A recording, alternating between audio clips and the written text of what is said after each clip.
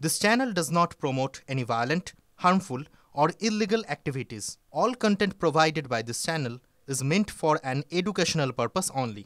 Top quality और consistent performance के लिए सिर्फ চাকরিহারা অশিক্ষক কর্মীদের ভাতা মামলা হাইকোর্টে বড়সড় ধাক্কা রাজ্য সরকারের। চাকরিহারা গ্রুপ সি এবং গ্রুপ ডি কর্মীদের জন্য রাজ্য সরকারের নির্ধারিত ভাতা বা অনুদানের উপর অন্তর্বর্তী স্থগিতাদেশ বিচারপতি অমৃতা সিনহার বেঞ্চে। চাকরিহারা গ্রুপ সি কর্মীদের জন্য মাসে 25,000 টাকা ও গ্রুপ ডি কর্মীদের জন্য মাসে 20,000 টাকা করে ভাতা দেওয়ার কথা ঘোষণা করেছিল রাজ্য সরকার। বাড়িতে বসেও কেন মিলবে ভাতা, প্রশ্ন বিচারপতি।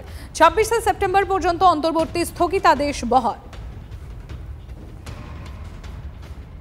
সরকার একদমই যে গ্রুপ সি এবং গ্রুপ ডি এমপ্লয়িদের, যারা গ্রুপ সি গ্রুপ ডি শিক্ষাকর্মী ছিলেন, তাদেরকে ওই যে ভাতা দেওয়ার যে ডিসিশন নিয়েছিলেন মাসে 20,000 এবং 25,000, সেই ভাতা তারা দিতে পারবেন না। সেটিতে অন্তর্বর্তীকালীন স্থগিতাদেশ দিলেন মহামান্য বিচারপতি অমৃতা সিনহা। এই টাকা হলো জনগণের টাকা, জনগণের কাছ থেকে কর হিসেবে যে টাকা পান রাজ্য সরকার, সেই টাকা এইভাবে অপব্যবহার করতে পারে না। সিবিআই এর উপর নির্দেশ ছিল, যারা এই দুর্নীতির সঙ্গে যুক্ত, বিশেষ করে এই সাদা খাতা জমা দিয়ে যারা পেয়েছেন, এক্সপায়ারি অফ দ্য প্যানেলে যারা পেয়েছেন, তাদেরকে প্রয়োজনে সিবিআই কাস্টোডিয়াল ইন্ট্রোগেশন করতে পারে। একে এরা পয়সার বিনিময়ে চাকরি পেয়েছেন, তারপরে এদের কাস্টোডিয়াল ইন্ট্রোগেশন যদি হয় তাহলে এরা মুখ খুলতে পারে, তাহলে আরও অনেকের নাম আসতে পারে। এদের মুখ বন্ধ করানোর জন্য ঘুরপথে টাকা দেওয়ার বন্দোবস্ত করা। যোগ্য অযোগ্য মিশিয়ে দেয়াতেই ভাতা আটকে গেল, দাবি চাকরিহারা অশিক্ষক কর্মীদের। শুনুন কি বলছেন তারা।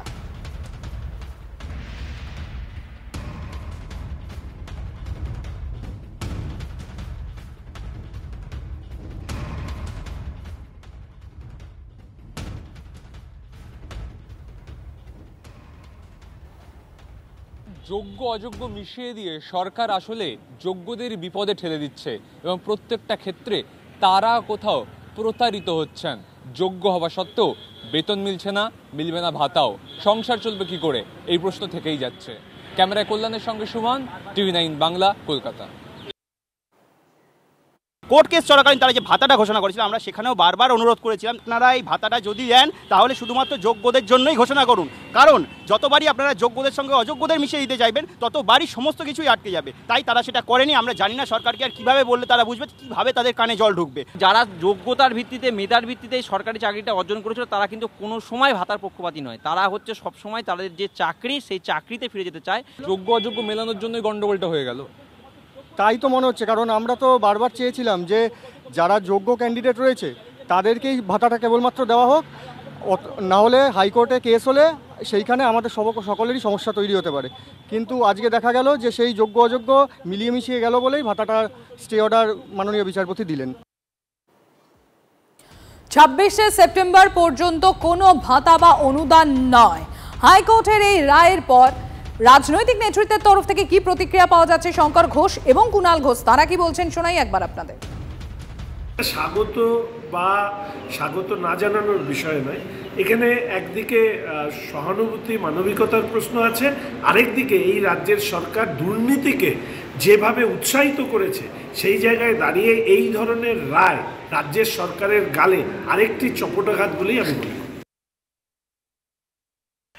মানবিক মুখ্যমন্ত্রী, গ্রুপ সি গ্রুপ ডি যারা সদ্য সুপ্রিম কোর্টের রায়ে চাকরি হারা, তাদের সংসার যাতে চলে সেই কারণে মানবিক দিক থেকে একটা অন্তর্বর্তীকালীন রিলিফ দিচ্ছিলেন।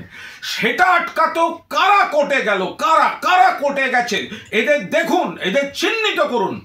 এবং কোর্টকে তো আবার কিছু বলা যাবে না, আপাতত অন্তর্বর্তীকালীন স্থগিতাদেশ দিলেন। বন্ধু, তোমার পথের সাথীকে চিনে নিও, পথে কে পাশে থাকে আর কারা চাকরি খাবো, অন্তর্বর্তীকালীন ভাতা পেতে দেব না, বিপদে পাশে থাকবো না, লোককে কষ্ট দিয়ে চোখে জল ফেলে তাই নিয়ে বিরোধী রাজনীতি করব, এদেরকে চিনে রাখতে হবে।